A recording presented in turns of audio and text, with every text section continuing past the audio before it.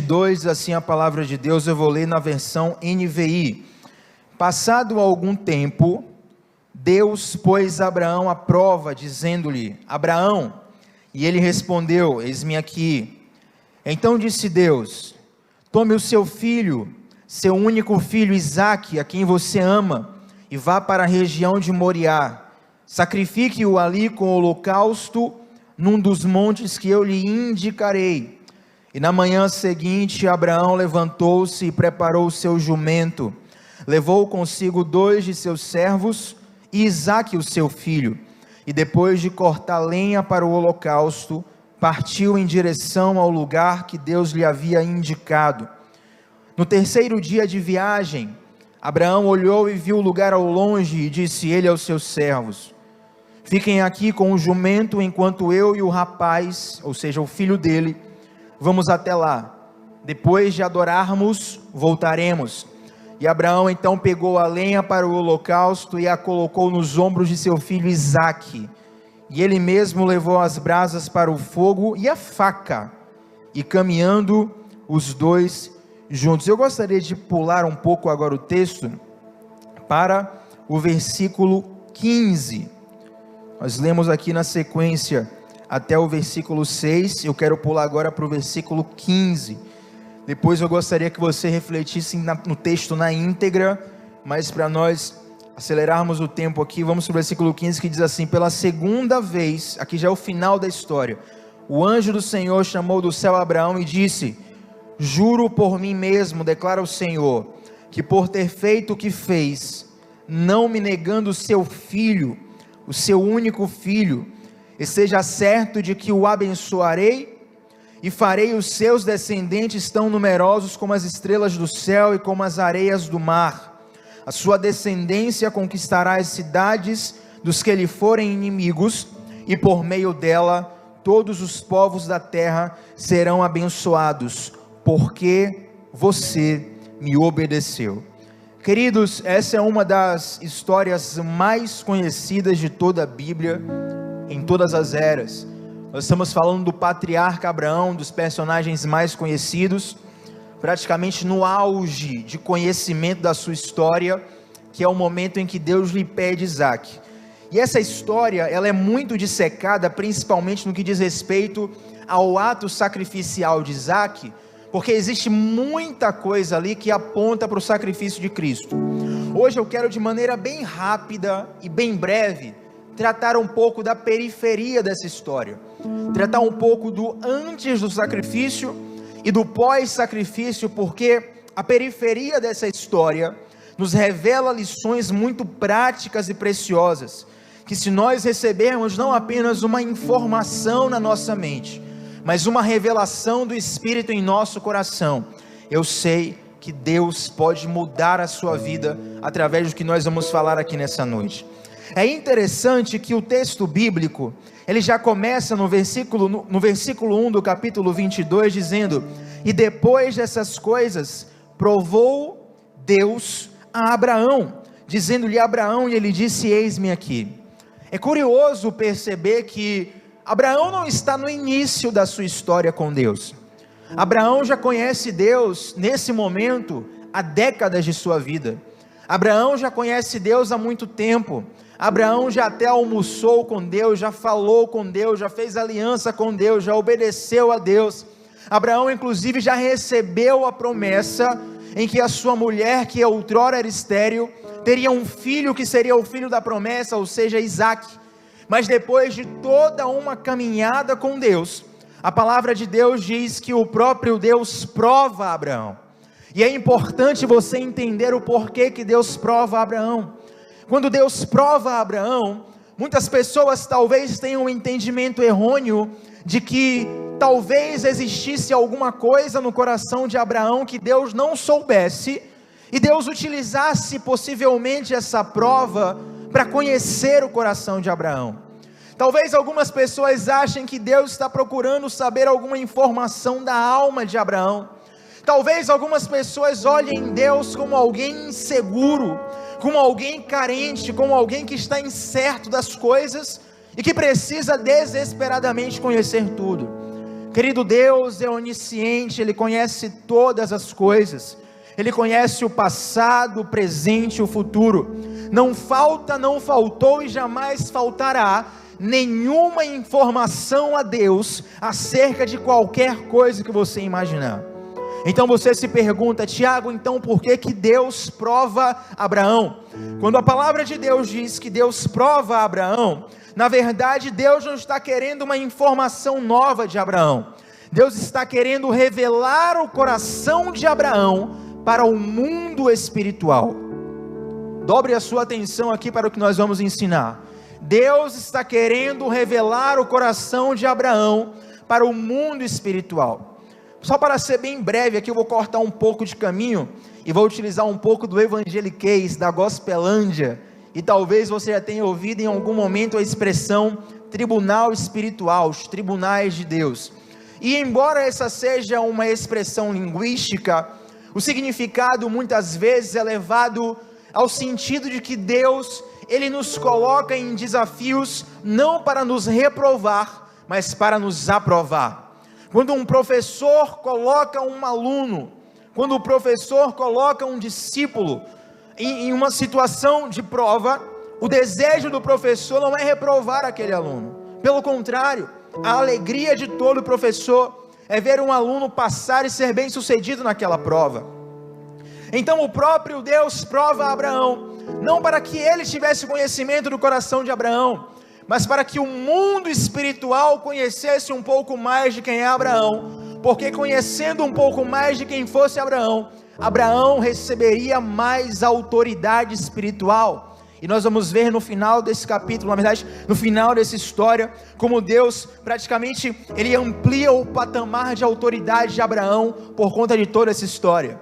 Tiago, eu ainda não estou convencido do que você está falando, então eu posso utilizar a história de Jó, para te mostrar como o próprio Deus é quem leva os seus servos a serem testados, a serem provados, para serem aprovados no mundo espiritual. Se você observar bem a história de Jó, você vai perceber que não é o diabo que olha primeiramente para Jó, mas é Deus que chama a atenção de Satanás acerca de Jó.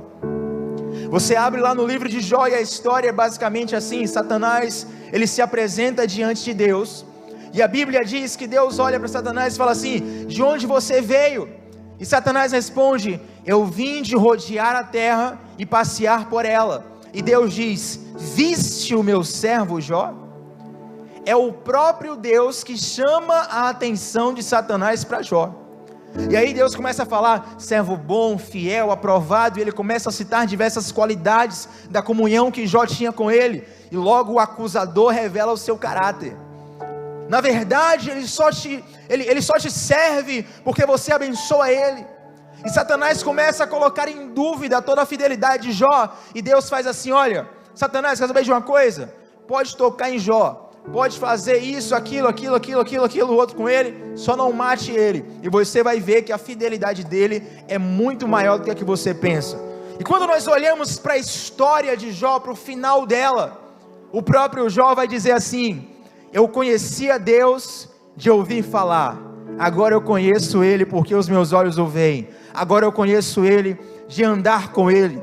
A comunhão de Jó, a revelação que Jó teve de Deus, a expressão de vida de Jó foi muito mais apurada, porque Deus colocou Jó no local de avaliação, não para o reprovar, mas sim para o aprovar. Muitas vezes, algumas situações desafiadoras chegarão até você, e não, queridos, não é o diabo que está se levantando contra você, não é o inferno que está se levantando contra você, é Deus que está colocando você numa linha de guerra, para te aprovar e para ampliar a sua autoridade espiritual. Ele quer que o mundo inteiro veja aquilo que Ele já está vendo no seu coração, assim como Ele queria que o mundo espiritual visse aquilo que Ele já enxergava em Jó. Deus nesse momento traz a prova a Abraão, e é interessante que quando Deus chama Abraão, Abraão diz: eis-me aqui. Mesmo depois de tanto tempo caminhando com Deus, a postura de prontidão de Abraão continua intacta. E é interessante o contraste que isso tem com muitos cristãos nos dias atuais, principalmente cristãos que vão caminhando com Deus, caminhando com Deus, caminhando com Deus, e muitas histórias começam com cristãos que estão apaixonados por Jesus, que buscam dia e noite, que oram dia e noite, que consagram, que jejuam, que evangelizam, que mergulham na palavra, mas com o passar do tempo as pessoas vão esfriando o seu coração, vão esfriando a sua fé, elas vão se tornando lentas para responder a Deus, mas quando Deus chama Abraão, imediatamente ele diz: eis-me aqui. Você precisa avaliar a velocidade com a qual o seu coração responde a Deus. E Deus pede para Abraão: Abraão, toma o seu filho, o seu único filho, Isaque, a quem você ama, e vai para a região de Moriá. Nós sabemos até pelo texto bíblico que Abraão não teve apenas um filho. Por que Deus chega para Abraão e fala assim: Abraão, toma o seu filho, o seu único filho? Certa vez eu tive essa dúvida, perguntando inclusive, se eu não me engano, ao pastor Diogo, não sei se foi ele que me falou isso, mas acho que foi. Falou assim: Tiago, a ideia do texto é mostrar para Abraão, a coisa não era tão simples quando ele pensava. Abraão, toma seu filho. Sabe, imagine que Deus chega para você e fala assim: fulano, fulana, toma seu filho. É seu filho, seu único filho, seu filho que está no quarto aí, toma ele. Sabe, o filho a quem você ama, olha só, seu filho, seu único filho, Isaque, dê o nome a quem você ama, para não ter dúvida, querido. Deus sempre é claro, direto e profundo conosco.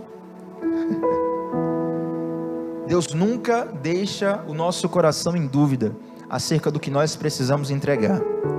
O nosso coração é que muitas vezes tem a habilidade de encontrar muitas desculpas para não obedecer a Deus e para não entregar a Deus aquilo que nós já sabemos que precisamos entregar.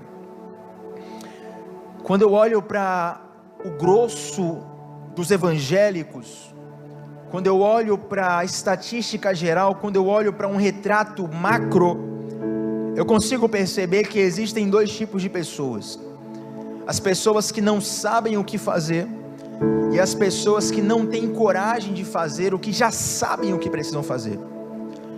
E eu não tenho uma estatística sobre isso, eu não tenho uma pesquisa sobre isso, mas é muito simples se você parar para observar. A grande maioria daqueles que já professam uma fé em Cristo, que já frequentam uma comunidade religiosa, que já leem a palavra e têm uma vida devota com Deus, eles não estão com a vida travada por não saberem o que fazer, mas por não terem coragem de fazer o que já sabem que precisam fazer. Meu querido, muitas vezes você não precisa de uma instrução nova de Deus, você precisa de coragem para obedecer a instrução que Deus já te deu. E Deus nunca vai te dar uma nova instrução se você não obedece a antiga. Você precisa ser fiel nesse pouco para que Deus possa revelar um pouco mais a vontade dele para você. Tiago, como que eu faço para ter mais revelação de Deus? Seja fiel na revelação que Deus já te deu. Certa vez um amigo veio para mim e perguntou assim: Tiago, como que eu faço para aumentar o meu nível de unção com Deus? Eu falei: seja fiel na revelação que Deus já te entregou.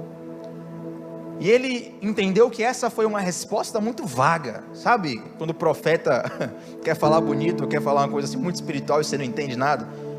Não, tá bom, Tiago, mas na prática, o que é que eu tenho que fazer? Eu falei: querido, você tem que ser fiel naquilo que Deus já te mandou fazer. Mas Deus não me mandou fazer nada. Eu falei: como não? Você lê a Bíblia? Leio. O que é que a Bíblia te manda fazer? Orar, ser crente, ser fiel, ser santo. Eu disse: faça isso. Se você começar a orar no seu quarto, se você começar a ser santo, se você começar a ser fiel, aí Deus vai começar a te dar instruções mais específicas. Queridos, o segredo de você ir mais profundo em Deus é você honrar a Deus, mesmo que você ache que a ordem de Deus é simples demais para você obedecer.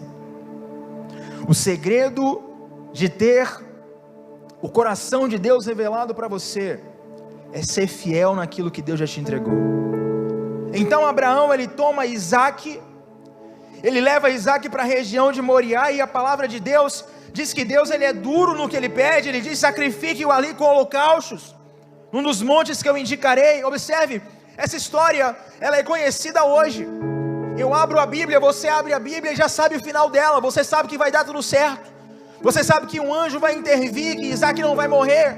Mas naquele momento não havia nenhuma evidência física, nenhuma evidência para os olhos naturais de Abraão de que Isaac iria sobreviver.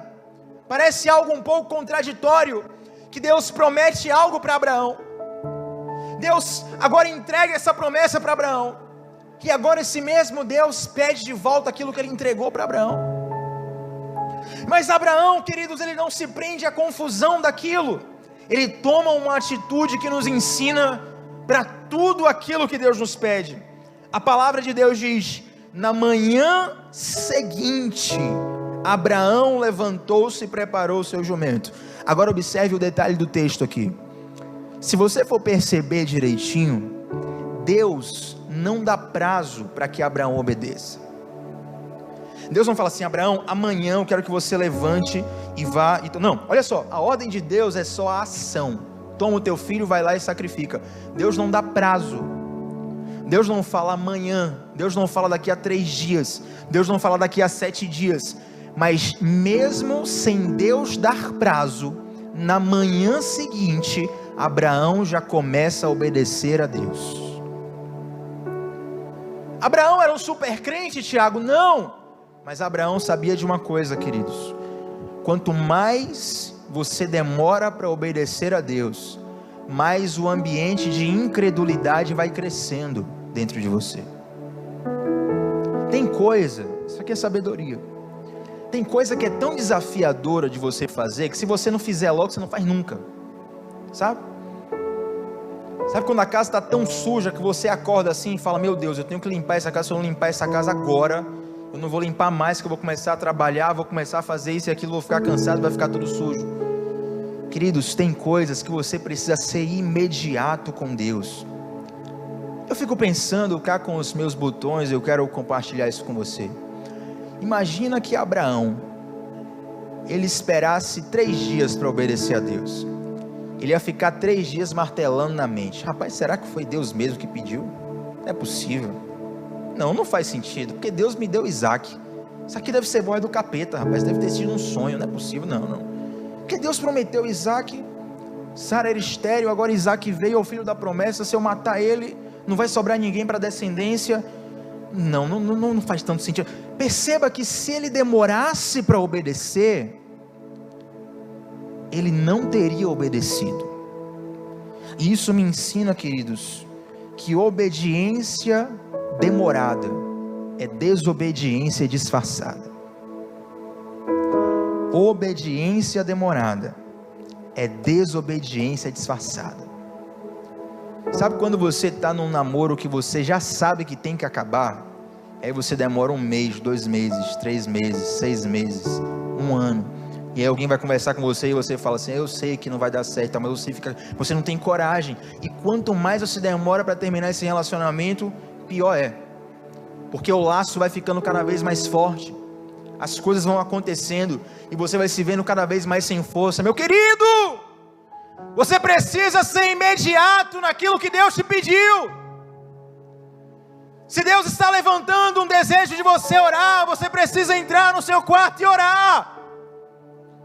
Se Deus começa a ministrar no seu coração uma vida de jejum, você precisa começar a jejuar.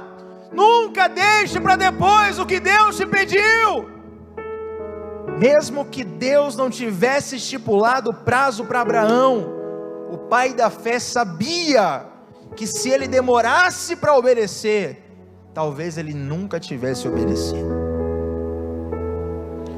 Amados, a nossa decisão, ela não pode ser apenas sincera para Deus, mas nós precisamos correr na direção do que Deus nos direcionou. Então Abraão, na manhã seguinte, ele se levanta, ele pega o jumento, ele pega alguns dos seus servos, ele corta a lenha e ele vai. Querido, deixa eu te dizer uma coisa, talvez ele esteja tocando no seu coração, enchendo o seu coração com uma emoção santa, com um fogo santo, com um desejo santo de buscar a Ele, e você não sabe por onde começar. Deixa eu te dizer, comece pelo simples. Sabe, um dos efeitos de uma pessoa que não costuma orar, é que quando ela vai orar, ela está acumulada demais, então ela não sabe por onde começar. Quem não ora tem dificuldade de começar a orar porque ele não sabe por onde começar. Tem tanta coisa, tem tanto tempo sem orar. Se você começar a orar todo dia, você vai ver que o segundo dia de oração, a sua oração vai ficar mais pura, mais fluida. O terceiro dia mais ainda, porque você não está carregado, você não está acumulado. Você precisa começar com o que você tem. Se nós formos olhar na palavra de Deus, em diversas histórias, em particular uma história que me chama a atenção é aquela dos 5 pães e 2 peixinhos. A multidão está lá, 5.000 pessoas, e aí Jesus pergunta para Filipe, né? Filipe, o que a gente vai fazer aqui para poder, né, alimentar todo mundo? E Filipe, não Senhor, nós só temos 200 denários e não sei o que, e perere parará. Oh Jesus. O apóstolo João fala assim, ele estava falando isso aí só para testar o coração de Filipe, porque ele já sabia o que iria fazer. Queridos, muitas vezes Deus, Ele quer despertar a urgência do nosso coração, para nós fazermos o que nós já sabemos que temos que fazer. É interessante que esse final de semana passado, foi meu aniversário, e aí, minha mãe e meu irmão, os familiares meus vieram do interior, vou almoçar com você aí, e aí trouxeram lasanha, peixe assado, carne, churrasco, toscana, foi uma bênção, glória a Deus. Tem lasanha lá até hoje, queridos, estou comendo, faturando tudo lá. E aí, chegaram lá em casa, né?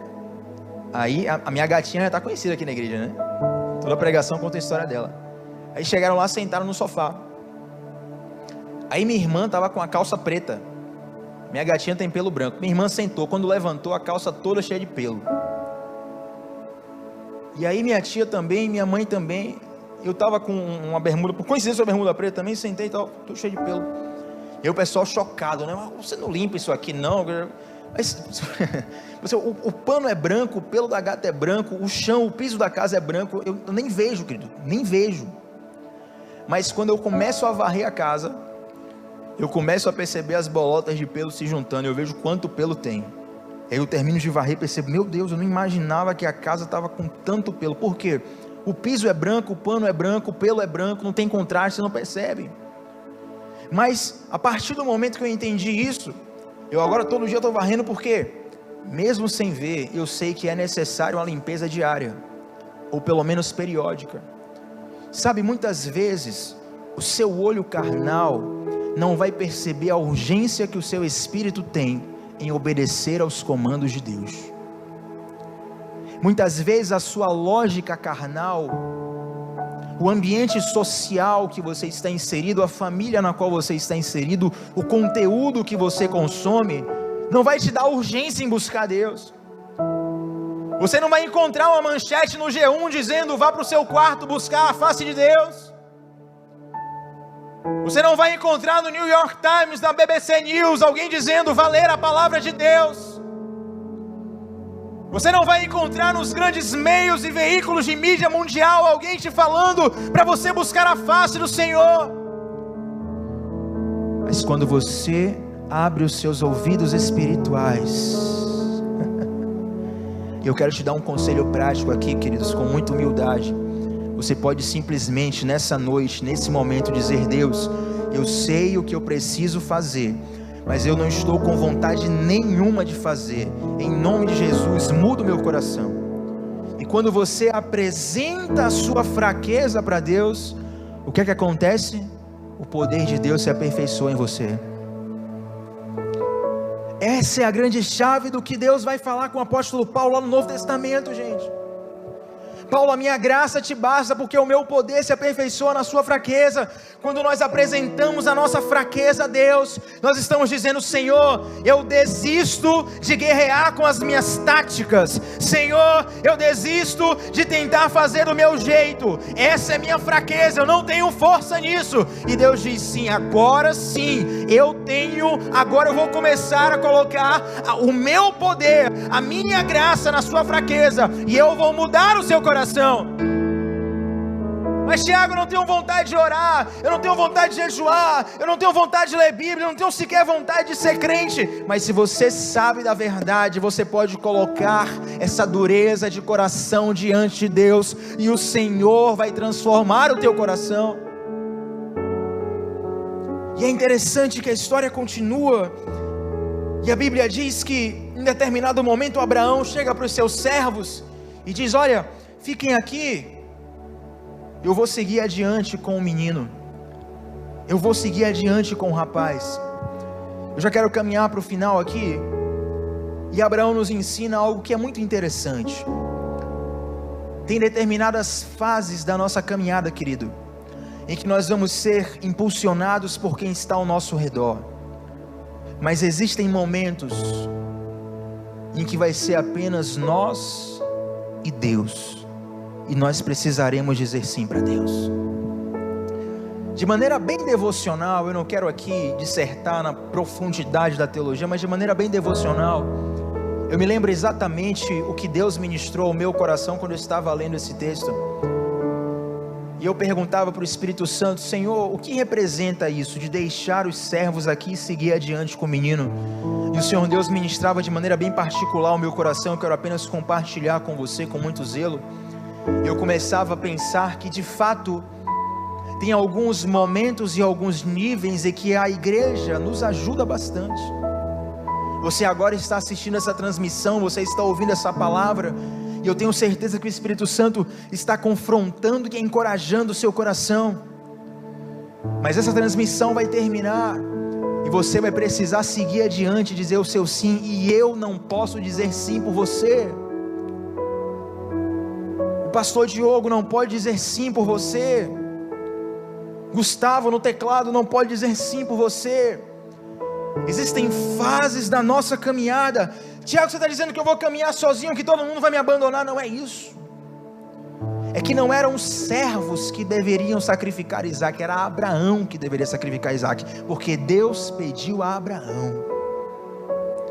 E talvez o diabo possa iludir o seu coração dizendo: ah, mas a igreja é culpada disso e daquilo, mas os evangélicos são isso e aquilo, e o sistema é isso e aquilo, e está todo mundo errado, e todo mundo é hipócrita, e todo mundo rouba dinheiro, e todo mundo é isso e aquilo outro. Mas deixa eu te dizer, a igreja poderia, não é que ela é, mas ela poderia ser a pior instituição da face da terra. Ainda assim, Deus teria profundo interesse em te alcançar, e Ele quer te alcançar, e Ele quer trazer o seu coração a um lugar de obediência. Amados, são incontáveis as vezes onde o inimigo utiliza desculpas alheias para acorrentar o nosso coração. E quando nós somos confrontados, a única coisa que sabemos dizer é: a culpa é de A, de B e de C. É uma tendência humana desde o Éden. Adão, onde estás? Adão, onde estás? O que houve? A mulher que tu me deste. Até quando, querido, você vai carregar uma desculpa no seu coração? Eu oro para que nesse momento que você está assistindo esse vídeo, as desculpas que existem no seu coração venham morrer. Que você não olhe para trás, mas siga adiante naquilo que Deus já tem chamado ao seu coração. E eu quero caminhar para o final da história, e até por isso eu pulei o texto. A história é muito conhecida. Quando Abraão está para imolar Isaac, Deus fala com Abraão, fala: Abraão, agora você já provou a sua fidelidade, já ficou demonstrado no mundo espiritual quem você é. Agora você já mostrou de fato a sua fidelidade para comigo. E olha o que Deus fala, queridos: eu juro por mim mesmo, declara o Senhor, que por ter feito o que fez, não me negando seu filho, seu único filho, esteja certo de que o abençoarei e farei os descendentes tão numerosos como as estrelas dos céus e areias do mar. A sua descendência conquistará as cidades de que lhes forem inimigos, e por meio dela todos os povos serão abençoados, porque você me obedeceu. Eu quero encerrar dizendo aqui que a sua obediência, ela não apenas impacta a sua vida, mas ela impacta pessoas que estão ao seu redor, e elas impactam gerações que virão depois de você. A sua obediência, ela não impacta apenas você, mas impacta pessoas que estão ao seu redor, e gerações que virão depois de você. No momento da prova, no momento da tentação, no momento do desafio, você até se vê sozinho, mas quando você está diante de um tribunal espiritual, quando você é aprovado por Deus, aquilo reverbera no mundo espiritual. Queridos, a palavra de Deus vai dizer em Romanos 8, a criação está ansiando pela manifestação dos filhos de Deus. A sua família, ela está ansiando por um ato de obediência seu. A nossa nação, o Brasil, as nações pelo mundo, elas estão esperando por um posicionamento nosso. E aquilo que nós fazemos no secreto, sem ninguém ver, ninguém aqui na terra, porque nós somos como um espetáculo público no mundo espiritual. Vou chamar o ministério de louvor, pode subir. Amados, eu acredito que essa mensagem, ministrada com muita simplicidade, bem breve, foi bem cirúrgica para todos nós. Nós estamos começando a viver um tempo sem precedentes no mundo, e a igreja do Senhor precisa estar preparada. Eu quero te comissionar, com muita humildade, com muito zelo, a você fazer guerra contra a letargia do seu coração. Um dos versículos mais chocantes da palavra de Deus diz assim: se você hoje ouvir a voz do Senhor, não endureça o seu coração. E sabe qual é o problema? É que nós sempre achamos que amanhã nós vamos estar mais preparados do que hoje. E amados, um dos maiores enganos é nós acharmos que estamos no controle do amanhã. Não, Tiago, mas eu sou jovem, sou saudável, tenho dinheiro, nem peguei Covid, o mundo todo está morrendo aí, eu estou tranquilo. A nossa vida é um sopro, queridos. A nossa vida é um sopro. Nós precisamos dizer sim para Deus o mais rápido que nós pudermos. Ouça uma coisa, eu quero encerrar com isso aqui, guarde no seu coração. Você nunca vai dizer um sim para Deus adiantado demais. Você pode dizer um sim atrasado e perder bênçãos, perder janelas de oportunidade, mas você nunca vai dizer um sim adiantado demais. Deus nunca vai dizer agora não, depois eu te salvo. Não. Deus nunca vai dizer, ih rapaz, ele veio para a presença agora cedo demais, não era para ter vindo ainda, era para pecar mais um pouquinho. Não. Você nunca vai dizer um sim para Deus adiantado demais. Se hoje há uma chamada no seu coração, se hoje há um comando no seu coração, e sabe o que significa Isaac para Abraão? Talvez a coisa mais importante da existência de Abraão aqui na terra, a promessa que permeou toda a vida de Abraão. Muitas vezes, querido, Deus nos pede aquilo que nós achamos mais precioso, sabe por quê? Porque aquilo que nós não temos coragem de entregar a Deus, nos governa no lugar de Deus. Aquilo que nós não temos coragem de entregar a Deus, nos governa no lugar de Deus. Olhe para o seu coração, onde você estiver, caso você possa, feche os seus olhos agora, mas mesmo que você não possa fechar os seus olhos agora, eu gostaria que você pensasse um pouco ao redor da sua existência, da sua vida, do seu dia a dia. O que você tem tido dificuldade de entregar a Deus? Eu sei que alguns podem ter dificuldade de entregar o seu tempo. Eu sei que alguns podem ter dificuldade de entregar o seu talento. Eu sei que alguns podem estar teimando em não entregar as suas próprias vidas a Deus. Mas hoje é o dia do seu sim. Hoje é o dia em que você diz sim para Deus. Eu te contei a história de Abraão para te inspirar e para te mostrar que não há ninguém que diga sim para Deus que fique decepcionado. Existe um salmo que diz isso: aqueles que confiam no Senhor nunca ficarão frustrados. Mas Tiago, se eu aceitar Jesus agora, se eu disser sim para Deus agora, se eu abnegar algumas coisas agora, O tempo é hoje, a hora é agora. Feche os seus olhos. O Ministério de Louvor vai entoar uma canção e eu gostaria que você usasse os próximos minutos para fazer uma oração a Deus, para entregar de fato o seu Isaac a Deus, para dizer sim para aquilo que você tem que dizer sim, para dizer não para o que você tem que dizer não, para você colocar diante do altar de Deus o que Deus pediu, mesmo que seja duro e desafiador. O Senhor está nesse momento falando ao seu coração. Diga sim para Ele.